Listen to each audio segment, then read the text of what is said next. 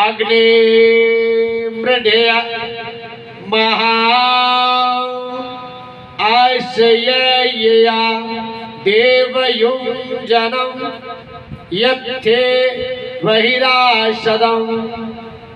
हे प्यारे प्रभुदेव, तू महान है, तू बड़ा है, इतना अधिक महान, इतना अधिक बड़ा है कि तुझसे बढ़कर कोई और महान नहीं है।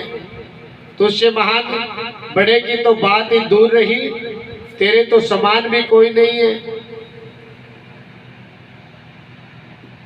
अर्थात बड़ा ही नहीं वरन महान, अर्थात पूजनीय भी है, आदरणीय भी है, सत्करणीय भी है। प्रभुवर, यो तो इस जगत में अन्न धन से, जमीन जायदाद से, भूमि भवनों से, खेत खलियानों से, सुख सौभाग्यों से, पद प्रतिष्ठाओं से, योग्यता और योग्य पदों से महान व्यक्ति, बड़े व्यक्ति बहुत हैं, परंतु वे महान शब्द के दूसरे प्रिय अर्थ के अनुरूप पूज्य नहीं है, आदरणीय नहीं है, श्रद्धा शपथ नहीं है, क्योंकि उनका वह सब धन वैभव सौभाग्य केवल उनके अपने स्वार्थ के लिए ही उपयोग में आता है। अब जिसके भवन का वाहन विद्युत केंद्र, वाहन बल्लभ केवल उसको उसके परिवार को ही राह दिखा सकता है। अगर कोई धनवान व्यक्ति हो तो वो क्या कर सकता है? परमात्मा की तरह सबका तो हित वो कर नहीं सकता, इसलिए वो पूर्ण पूजनीय नहीं हो सकता।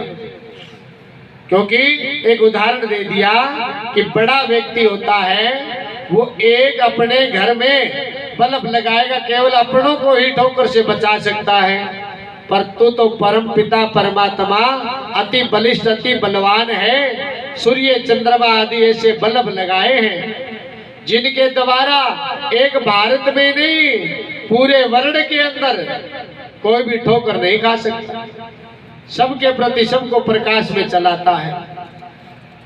तो वहां वह बाहर भी कर सकता है और भीतर, परंतु ऐसा करके भी वह महान अर्थात पूज्य नहीं हो सकता, क्योंकि पूजनीय, आदरणीय, सत्करणीय तो वह भी तभी बन सकता है जबकि उसका बल्लभ अन्यों के लिए प्रज्वलित होकर उन्हें भी राह दिखा सके, उन्हें भी ठोकर खाने से, गर्त में गिरने से बचा सके।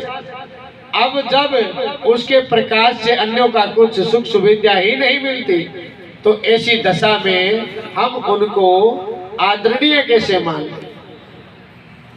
हाँ ठीक है, वो पूज्य योग्य है, क्योंकि उसमें योग्यता है।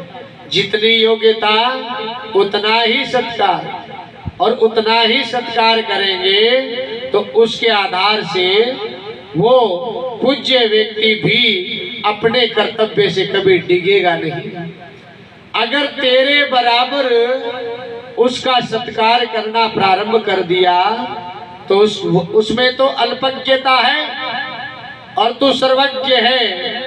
अल्पज्ञता है तो सर्वज्ञ है, और अल्पज्ञता का जो विवेक कर लेता है, हे प्रभु, वो तो मेरे लिए पूज्य हो जाता है, वो मेरे लिए पूज्य हो जाता है।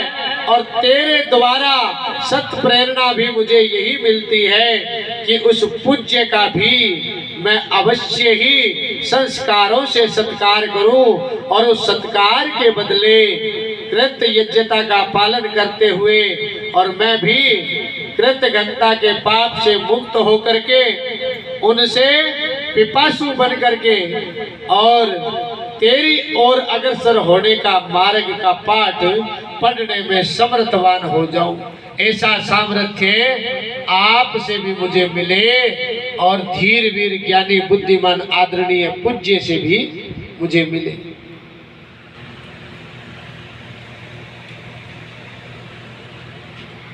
हे प्यारे प्रभुदेव, तुझ दिव्य देव से, तुझ दिव्य दाता से जो नाना प्रकार के खाद्य पेय पदार्थ प्राप्त करता है, धन वैभव प्राप्त करता है, सुख सौभाग्य प्राप्त करता है, पुत्र पौत्र प्राप्त करता है, और उस सब को पाकर उसी में मगन हो जाता है, उसी में लीन हो जाता है, उसी में डूब जाता है, तो उसे तो प्राप्त नहीं होता।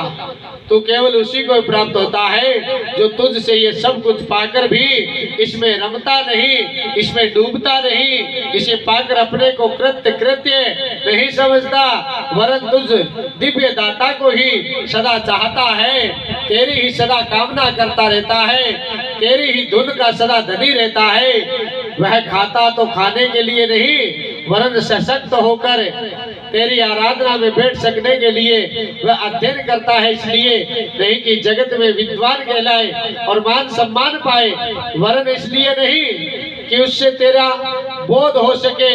वह जप करता है तो तेरे लिए, वह तप करता है तो तेरे लिए, वह श्रवण करता है तो तेरे लिए, और निधि ध्यान करता है तो केवल तेरे साक्षात्कार के लिए।